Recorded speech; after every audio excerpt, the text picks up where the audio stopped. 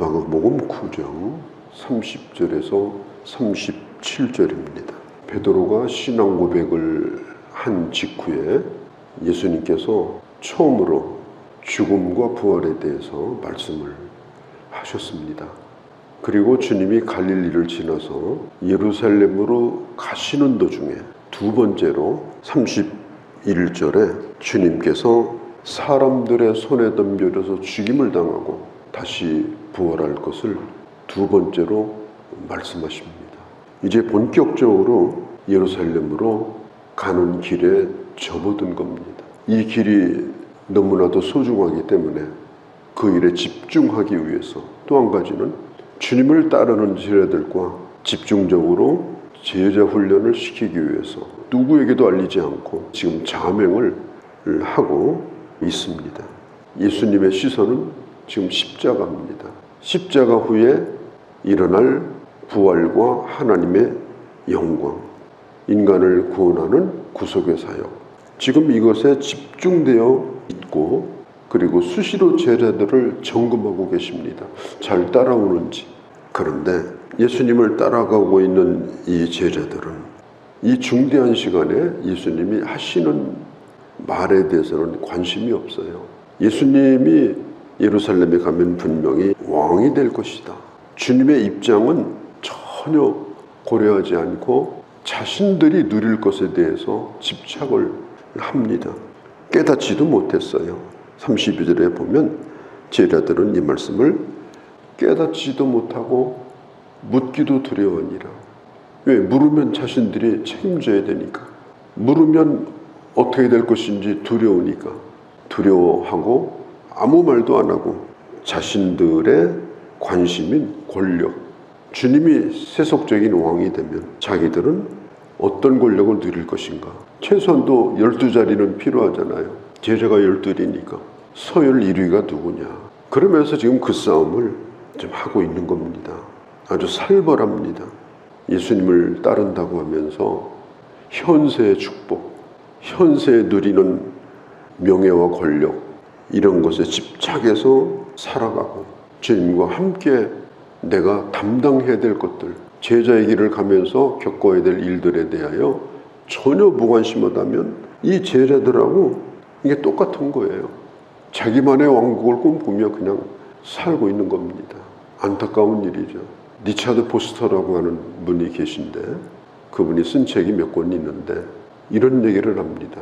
인간이 극복해야 될 여러 가지 시험이 있는데 그 중에 가장 인간을 심각하게 병들게 만드는 것이 뭐냐? 권력에 대한 욕구다. 명예에 대한 욕구다. 머리에 뭔가 쓰고 살고 싶은 그런 욕구다. 그 유혹으로부터 이겨야 마귀 시험을 이길 수가 있다. 그랬습니다. 정치인들이 그러잖아요.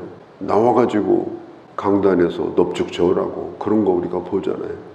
그러면서 머슴 노릇하겠다고. 그런데 일단 권력을 잡으면 얼굴은 어디 가는지 없어졌어요.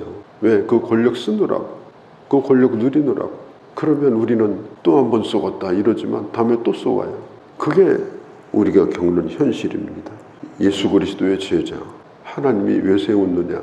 섬기라고 세워주신 것입니다. 직분이라고 하는 것은 자기 자존심을 보상해 주는 데가 아닙니다. 자기 자존심을 세워주는 것이 아닙니다. 제가 참 싫어하는 직책이 당회장이라는 거예요. 당회장. 당회장은 당회할 때 당회의 회장입니다. 당회원들이 있지만 그 당회를 이끌어가는 회장이 당회장이에요. 그런데 저는 저에게 가장 중요한 것은 한 교회를 목양하라고 맡겨주신 이 담임 목사라고 하는 이름을 참 좋아합니다. 그거보다 더 큰 게 뭐가 있겠어요?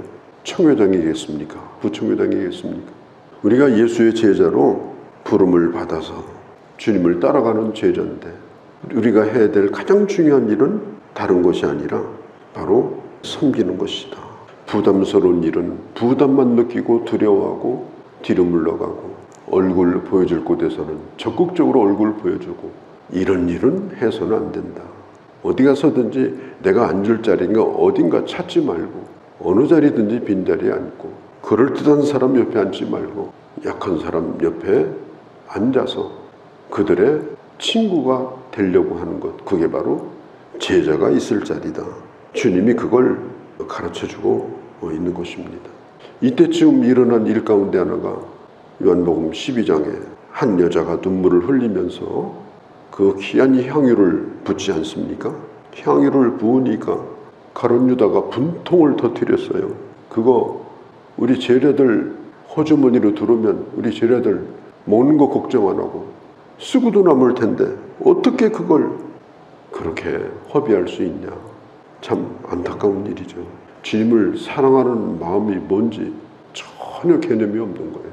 계산만 머릿속에 가득한 겁니다. 다른 사람을 섬기고 눈물로 주님을 섬기는 그 앞에 누구도 감동받지 않았어요. 돈만 생각한 거예요. 그게 지금 제자들이 지금 보여주고 있는 모습이에요. 우리 주님 말씀합니다. 첫째가 되고 싶으냐? 그럼 끝에가 앉으라. 섬김받고 싶으냐? 네가 먼저 섬겨라. 동물의 세계는 어디든지 두목이 있어요. 동물의 세계는 언제나 그래요. 그리고 끊임없이 그 자리를 넘보고 싸워요. 저 정글도 아니고 사파리에서 기르는 그 몇 마리 맹수들도 두목이 있어요. 그 안에서 얼마나 치열하게 싸우는지 몰라요. 그게 동물의 세계입니다. 우리는 동물의 세계 사는 사람이 아니고 신령한 세계에 사는 사람들이고 하나님의 나라의 사람으로 부름을 받은 자들입니다. 거듭난 하나님의 사람들이 변화가 되어서 세상에 영향을 끼칠 때 세상이 변화되는 거예요. 권력이 세상을 바꾸는 게 아닙니다. 교회도 마찬가지예요. 말없이 조용히 섬기는 사람들이 결국은 교회가 교회되게 하는 겁니다. 그들이 진정한 하나님의 사람들이고 일꾼입니다. 우리도 그 가운데 있는 것으로 족하고 감사하고 섬기는 그런 삶을 살아야 하는 것입니다. 자, 주님께서 제자들의 그런 생각을 허물기 위해서 시청각 교육을 시키는데 한 어린아이를 안으시고 제자들에게 말씀하십니다. 36절에 어린아이 하나를 데려다가 제자들 가운데 세우시고 주님이 친히 안으시고 제자들에게 말씀을 하시는 거예요. 그때 당시 어린아이는 부모의 부속품이었습니다. 일하는 현장이나 전쟁터에서 아이들은 가장 취약자들입니다. 사람의 대접을 못 받던 그런 시대입니다. 우리 주님이 말씀해요. 그런 어린아이와 같으라. 어린아이와 같으라는 말은 그렇게 세상에서 상대적 약자, 그런 자리에 스스로 설 수 있는 자가 바로 그리스도의 제자다. 그게 첫째 되는 길이다. 론셀이라는 이분이 내비게이터 선교단체, 성경 공부를 참 잘 가르치는 그런 선교단체입니다. 거기 대표였던 사람인데 한 번은 대학생이 와가지고 묻는 거예요. 뭐라고 묻는가 하면은 선생님, 종의 자세가 뭡니까? 이렇게 물었어요. 어느 수준까지 가야 내가 종이 되는 겁니까? 그랬습니다. 그때 이 론세니가 그런 말을 합니다. 네가 종인지 아닌지 너 스스로 알 수 있는 방법이 있다. 그게 뭐냐? 누군가가 너를 진짜 종 취급할 때 내가 종이로소이다. 이 생각이 들면 종이다. 나를 이렇게 대접하냐? 내가 무시당했다? 그러면 너는 종이 아니다. 나는 종이로소이다. 더 밟아주십시오. 그러면 비로소 네가 종이 된 거다. 그러고도 편하다면 우리 주님이 하신 말씀도 마찬가지입니다. 제가 말씀을 전하는 멘토로 삼았던 분이 마틴 노이드 존스 목사님입니다. 그분을 책에서 만났고 또 목사와 설교라는 책을 제 설교 교과서로 삼고 여러 번을 읽었는데 이 노이드 존스가 본래 의사입니다. 이 사람이 의학 박사예요. 그런데 그 성 바울 병원에서 그가 근무할 때 그 병원의 최고의 의사라고 여기는 이 토마스 호더라고 하는 사람을 수행하는 의사였습니다. 수석 조수 노릇을 했어요.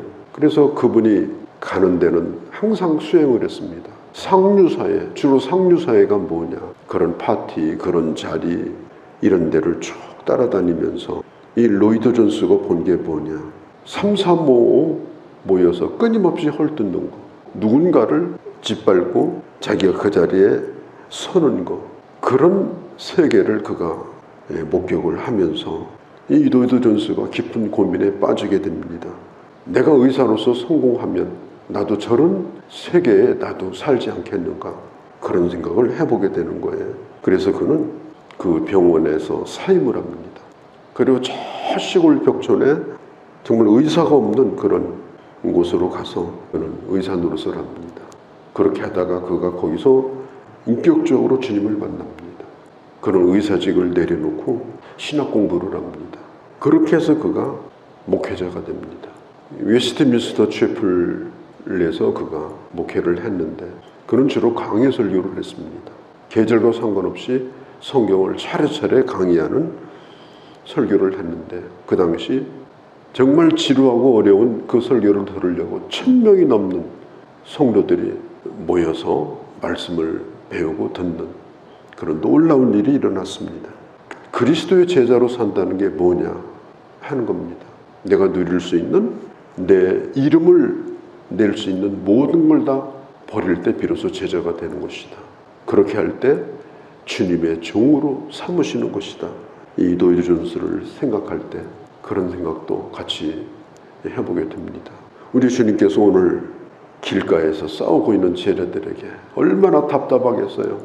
지금 이럴 자리가 아닌데 지금 자리 다툼을 지금 하고 있는 거예요. 그리고 진정으로 섬길 때 그가 영적인 리더십을 갖습니다. 그리고 비로소 하나님이 그를 종으로 능력 있게 쓰시게 합니다. 그래서 하나님의 일을 되게 하십니다. 주님과 함께 어느 자리든지 고난도 받고 또 마지막 영광스러운 그런 자리까지 갈 수 있는 그런 하나님의 사람들이 되어주시기를 바랍니다. 거룩하신 우리 아버지, 주님은 예루살렘을 향하여 하나님의 뜻을 이루고자 가시면서 두 번째 그 고난과 부활에 대해서 말씀했지만 그 싸움을 치열하게 했던 이 제자들을 바라볼 때 주님의 심정이 어떠했는지, 주님께서 뭘 가르쳐 주셨는지 이 시간 저희가 생각을 했습니다. 아버지, 첫째가 되고자 하면 무사람들의 끝이 되며 무사람을 섬기는 자가 되라고 말씀하신 주님, 이 제자의 길을 잘 걸어가서 참으로 주님이 붙들어 나를 종처럼 쓰시되 하나님의 그 아름다운 일을 이루어드리는 저희들의 삶이 되도록 이 제자의 길을 잘 걸어가는 저희가 되게 하여 주옵소서. 주 예수님의 이름으로 기도하옵나이다. 아멘.